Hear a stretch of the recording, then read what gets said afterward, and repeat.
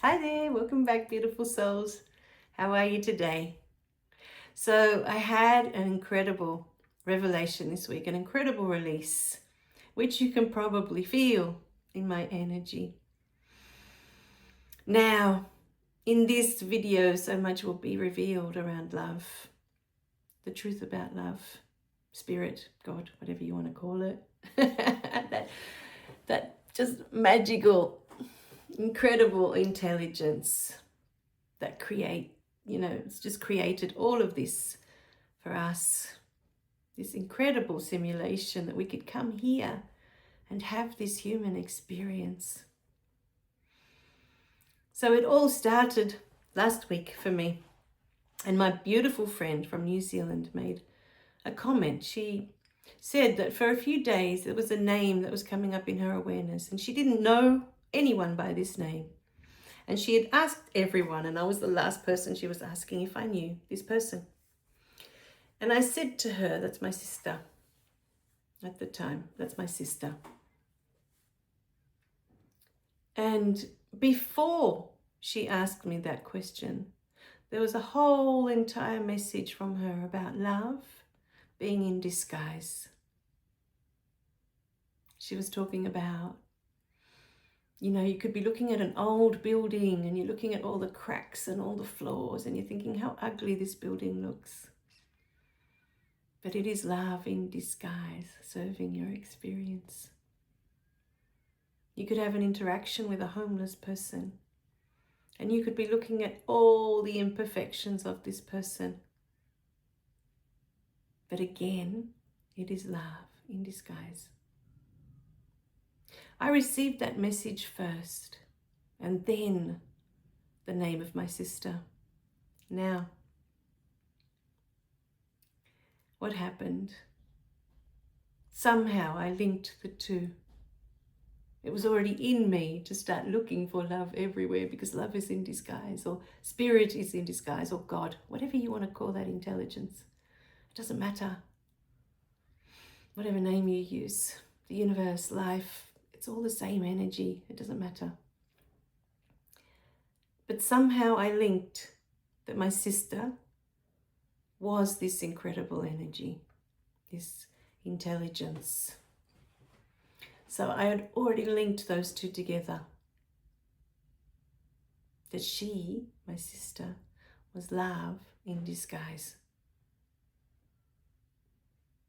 Now, what many of you don't know, because I was reminded of this many, many years later, after she was born, was that I asked for her. I was 4 years old and everybody in class had siblings in preschool, except me. So I went home and I asked specifically for a sister, not a brother. I wanted a sister. Granted, at the time, I didn't know what I was asking for, because I was a child that loved playing on my own, being in my own world, in my own little bubble. I loved my own company, my own imagination was just incredible. And I wasn't alone at the time. Now, this I didn't remember for a really long time. It got blocked out. But there was that link. And then yesterday, with another beautiful coach, it was my turn to have the soul retrieval done. And in that moment, it was the first time that I brought in my sister, because for so long I'd been avoiding and avoiding and avoiding. For so long, I didn't want to think about her. I didn't want to acknowledge her, none of it. And this will all make sense eventually, for those of you who don't understand it right now.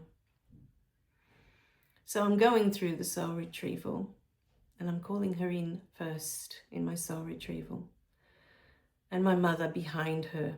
Now, the memory that keeps coming up is my mum. I'm in my room and my mum coming, because it was such a repetitive pattern. It happened so often in my childhood. And I honestly thought it was never going to end. Like I was going to be caught in this forever, in this pattern. my sister would get upset about something. She'd go to my mum, wind her up like a little wind-up doll. And then my mum would come charging down the hallway to my room to yell at me, to smack me, to explode, right? This was my experience as a child. Now, yesterday was the first time that I got it on such a deep level that she is spirit. My sister is the love of the universe. We are one and the same. There is no other love.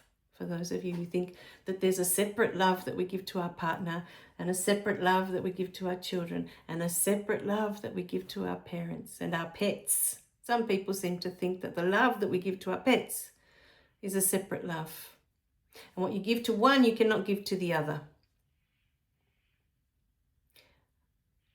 But I'm here to tell you it's all one love, and it's the same love, and there is only love.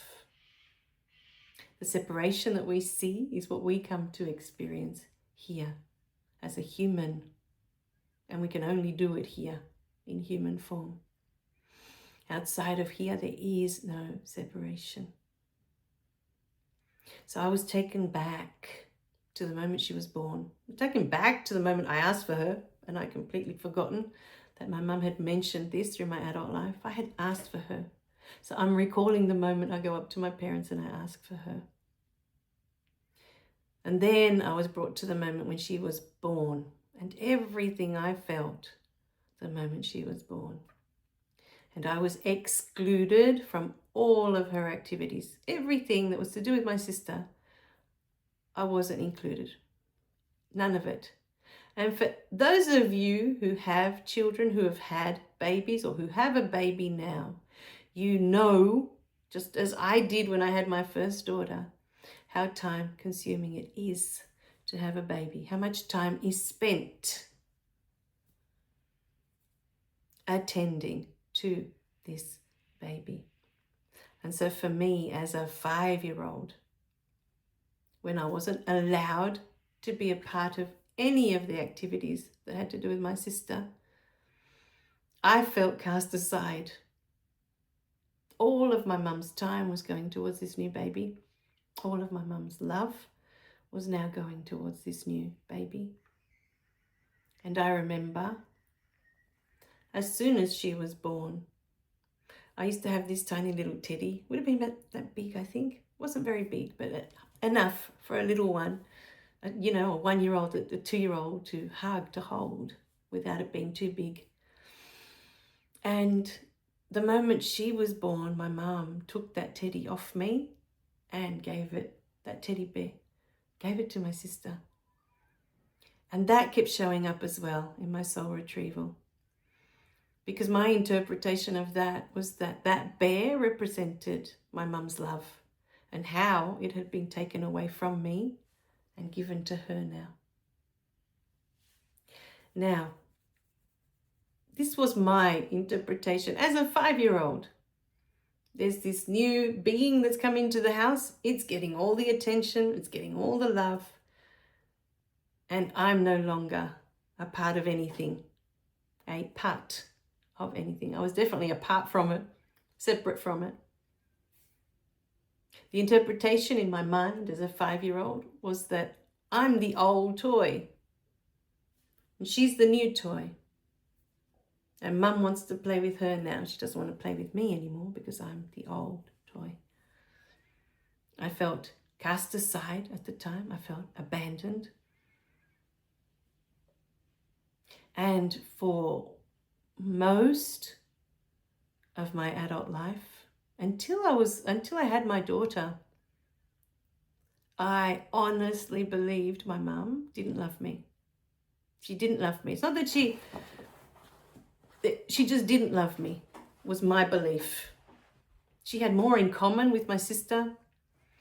They were more similar to each other. She could see more of herself in my sister. So they bonded. They had a very strong bond from the very beginning.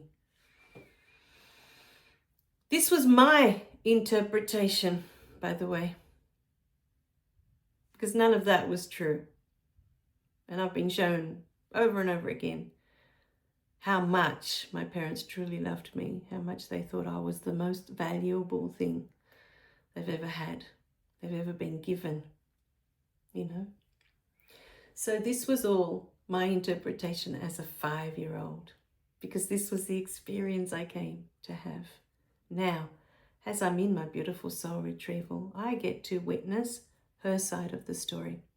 So there's my mum in the middle. I can see her right there.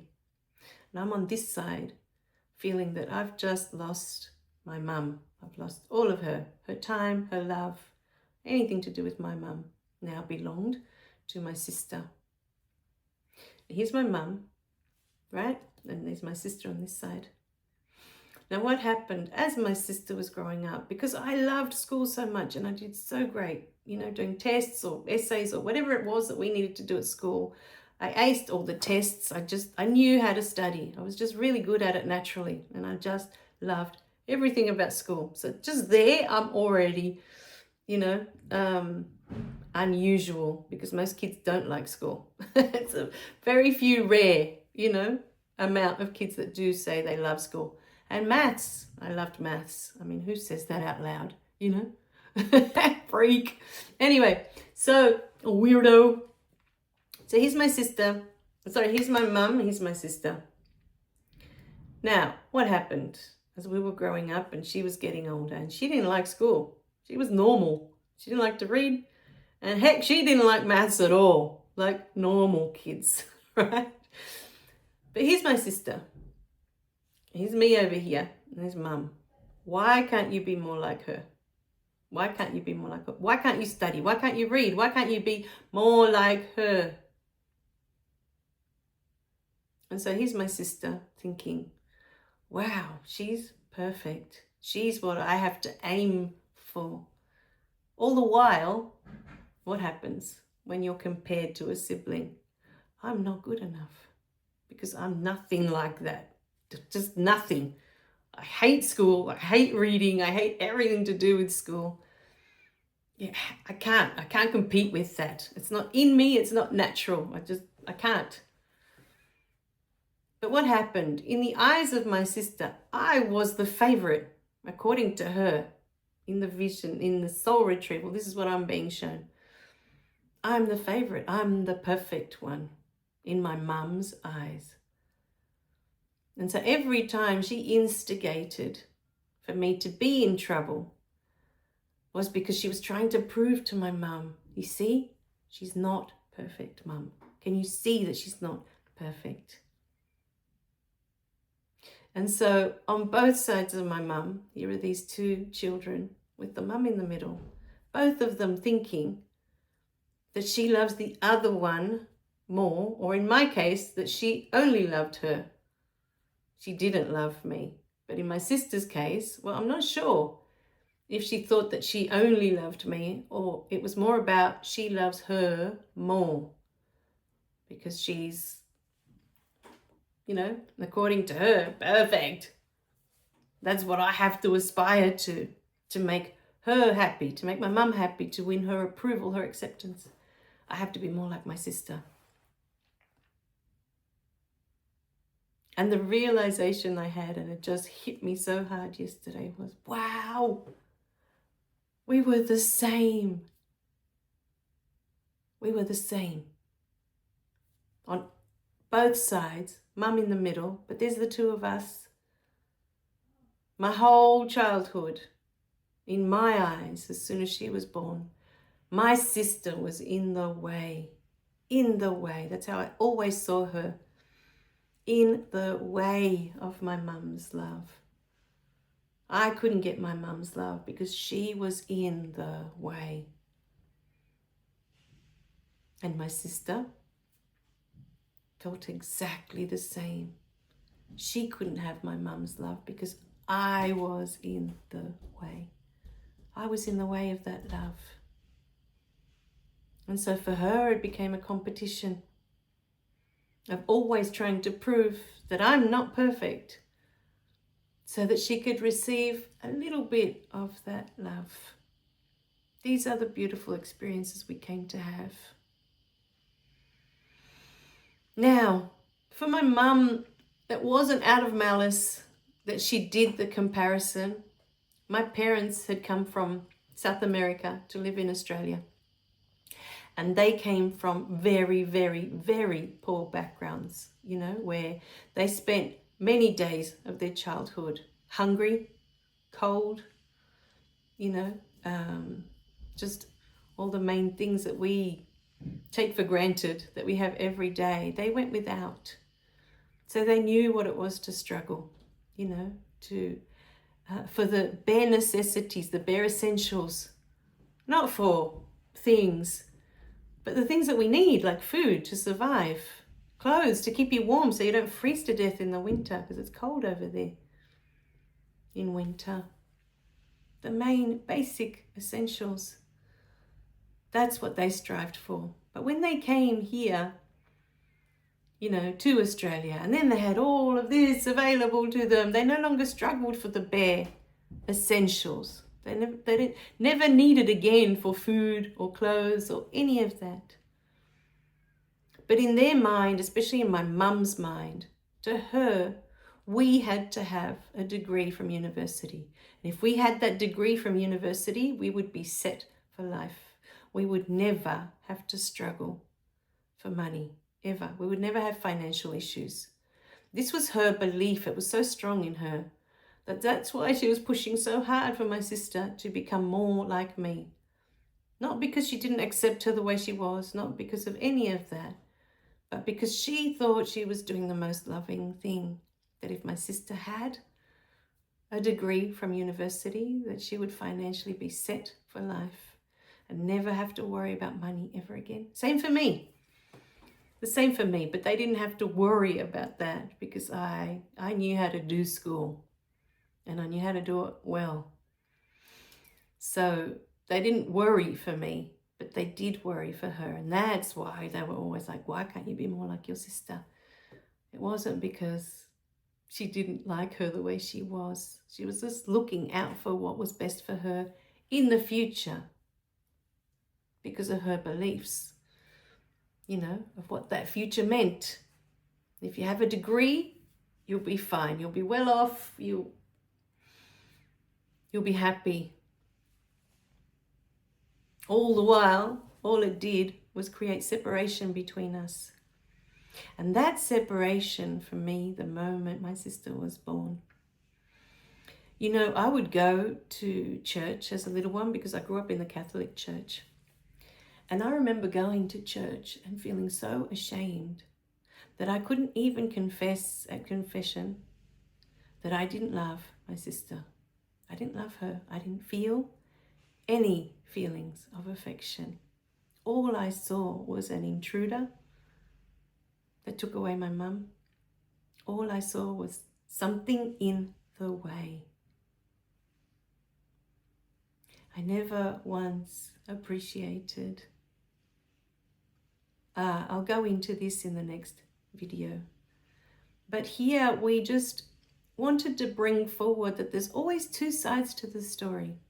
If you're having any kind of issues with siblings, with friends, even with whatever it is, and you're so hell-bent on I'm right and they're wrong, there's always two sides of the story.